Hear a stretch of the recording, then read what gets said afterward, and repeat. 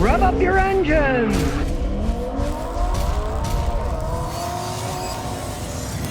James Self says, Scotty, do you think the reason you get a couple thumbs down immediately when you post your videos is because of your wealth? Well, I have no idea. There's crazy people out there that don't like me. I think it's because some of the guys that also do videos want to put me down, you know, because they want more views. I don't know. People are nuts. The world's crazy, you know. I can say I'm doing a live car talk, and before I'm even on the air, they're putting thumbs down. So I pay no attention to that nonsense, you know. I'm out here to help people out. And every time I meet people on the street, they say, oh, Scotty, thanks so much for saving me money. I was going to buy this car. I bought this other. And people say, hey, you helped me fix my car. Let me buy you lunch. I'm all for buying me lunch if you want. If you need me, I don't care, you know. But it's a crazy world. And then the internet with people hiding. You got some nerds hiding in a room somewhere in a cellar, and they think they can talk about the world and say how bad all these things are, you know, that don't even go outside their door and interact with people. So I don't care. I actually find it rather humorous. I feel sorry for the people. Please, you people out there doing that, go get some help. You need it. The Real Snoop says, Scotty, what do you think about Hellcats? Okay, they're insanely fast engines that eat up a lot of gasoline. You'll see it soon, but the other day, I got to look at the new Ram TRX pickup that has the 702 horsepower Hellcat supercharged engine in it. Insane speed. But at the same time, it's rated at 8 miles a gallon in the city. Most guys get 5. If they drive them really hard, they'll get 3. They're tremendous gas hogs, but they're tremendously powerful with that supercharger on it. And it was a 2-stage supercharger, so the top of the line modern technology put out 702 horsepower. That's insane. So, of course, you might say, wait a second, it's in a pickup truck. People are going to kill themselves in it. Well, they were smart enough to electronically limit it to 119 miles an hour, because there's no way you should be driving a pickup truck around 200 miles an hour, which, of course, it would be able to do if they had that kind of horsepower. But it's high up in the air, they flip over, so at least they regulate them to 119. If you want a screaming engine that goes fast as can be and gets horrendous gas mileage, they're pretty good engines. Sony says, Scotty, I'm thinking of buying a Toyota 1981 rear-wheel drive Corolla with 170,000 kilometers. This is good. Okay, well, that's like what? I don't know, 90,000 miles or something? Should be. Those rear-wheel drive Toyotas could run forever. I had an 81 Toyota Corolla SR5, 5-speed. I had it for 30 years. That thing could run forever. And I didn't buy it new, I bought it used. Those things are phenomenal vehicles. And if that's the real mileage and they can prove it, I'd snap it up. Those things can run forever. They're not race cars, but they can run an awful long time. They got a 1.8-liter pushrod engines. And here's the thing about pushrod engines. They don't have the horsepower, but they can run forever. I've seen 50-year-old pushrod engines still running perfectly fine. See, overhead cam engines, the cams are on the top of the engine. When you start the engine, they're dry. Pushrod engines, the cams in the middle of the engine, the cams last longer. That's just common sense. And they're Toyota, so they can last forever. Charles Manson, I guess he came back from the grave, says, I have a 2014 VW GLI 2-liter. I replaced the plugs and coils. It still has a miss. No check engine light. Help. Misfire means exactly what it says. The engine is not firing correctly.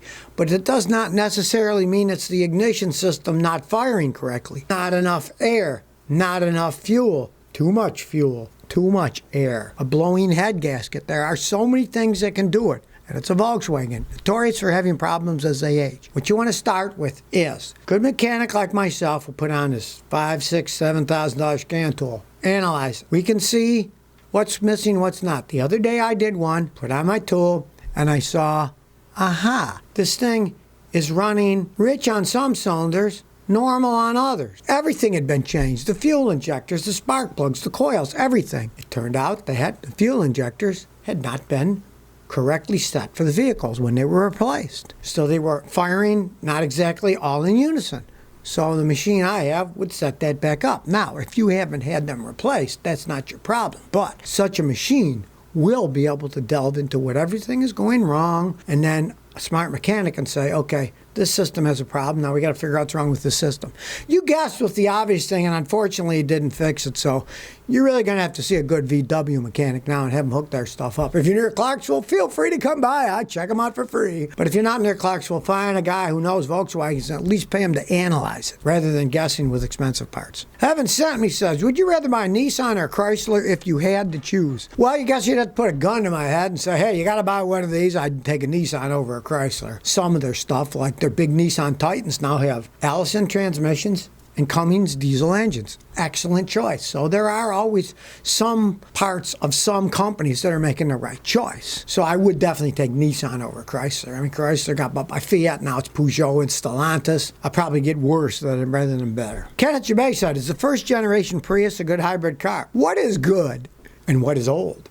Those are very old. They've been making those things for 20-something years. So it's going to be a 20-something-year-old car. Any car, when it's old, can have problems. And the problem with hybrid cars are, when they do break, they cost a fortune.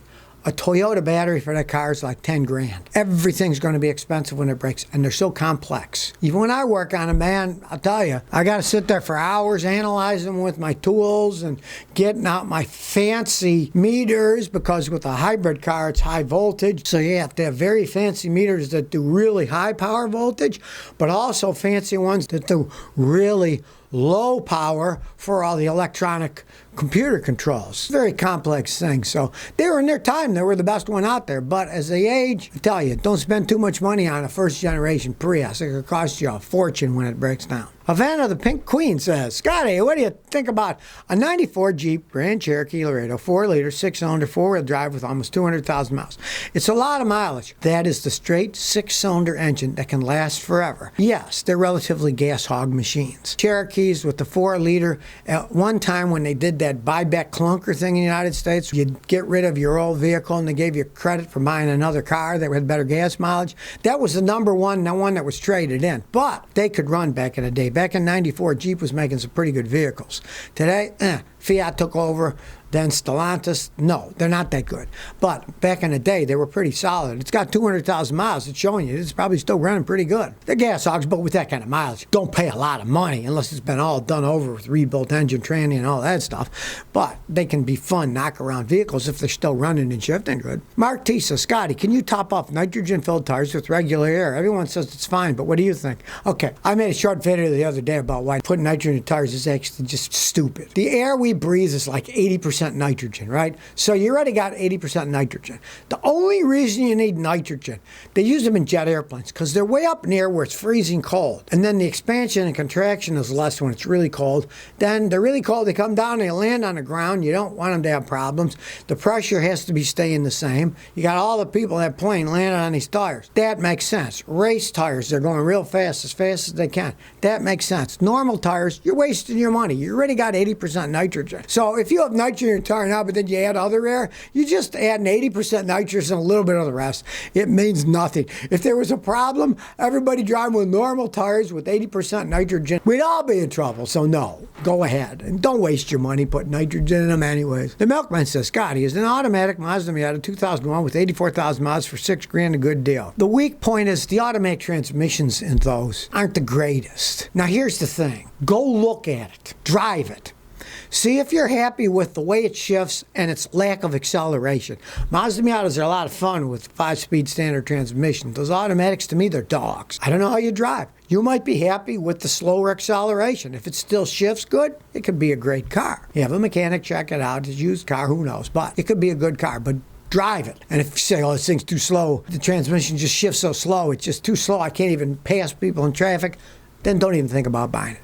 Road test it first. C54 says, dirty power leads on a battery. How do you best clean them? The only thing that matters is the inside connection between the battery post and the terminal. That's all you care about. So you take them off the battery. Then you get a wire brush. You can get any auto parts stores for $3.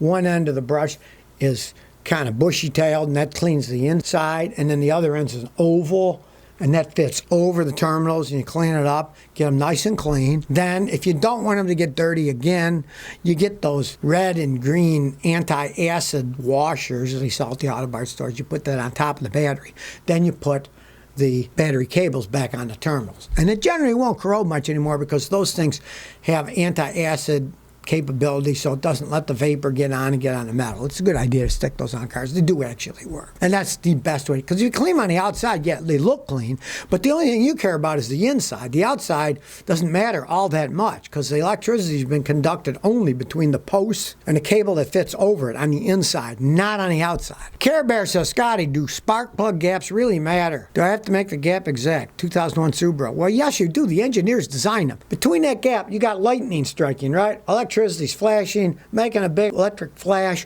burns the gasoline. It's designed for a certain gap. If it's too little or too more, it's not going to work right. Yes, you want them exact. Now, that's why a lot of the modern cars come with iridium plugs, because the gap hardly ever changes. Iridium is a super hard material, so the electrical impulses and the gasoline blowing up don't eat up the metal hardly at all, so the gap stays uniform. I have personally taken spark plugs out of engines that were iridium spark plugs that had 200,000 miles, and they still had the correct gap because it didn't wear them. So it is very important. So if you never want to miss another one of my new car repair videos, remember to ring that bell.